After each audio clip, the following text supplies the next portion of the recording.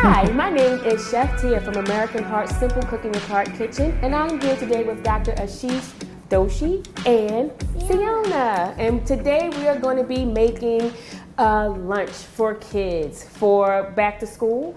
It's going to be in a bento box. Have you ever heard of a bento box? Awesome.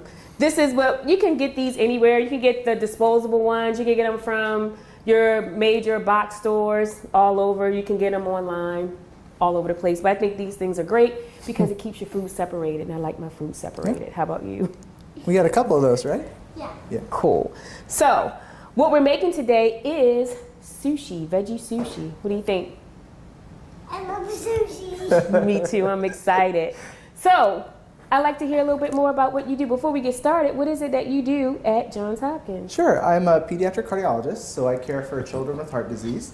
A lot of them are born with heart problems, but for pretty much everyone, including kids, we like to encourage a healthy diet with lots of fruits and vegetables. So very excited to be here with Siona. And I know Siona loves cooking and food, so we're really excited to get started. I'm excited too. So the first thing we're going to do is we're going to talk about how to hold a knife, okay? So for all of us, let's pinch our knives with the blade. We're going to pick up the knife and you're going to pinch the blade with your finger and your thumb, forefinger and thumb. Oh, other way. You were right the first way. Very good. Yep. And then your remaining 3 fingers go around the handle. When you hold your knife that way, going to take some getting used to. There you go. Perfect. When you hold your knife this way, you have control over your knife. Your knife is not going to go anywhere that your wrist does not guide it. When you hold your knife like this, wiggle. When you hold your knife like this, wiggle. No control. But when you pinch the blade and hold the handle with the remaining fingers, your knife does not move. And this is what we're looking for, right? The motion that you're looking for when you're cutting would be a down and through motion when you're cutting. Because if you go chop, chop, chop, I don't know if you guys have ever done the chop, chop, chopping, but everything is still connected at the bottom. We want to make sure that everything gets cut all the way through.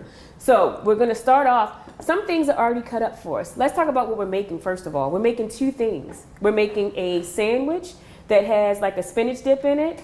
Instead of us having pita chips and dipping it, we're going to make it into a sandwich. Then we're also going to make some sushi. So to make our sushi, we have to cut up our vegetables. Some of them have already been cut up, but Siona, what I would like for you to do, this is a tablespoon of sugar and this is 1 cup of rice vinegar. What I would like for you to do is to pour that sugar into that vinegar and then stir it up for me because we want to make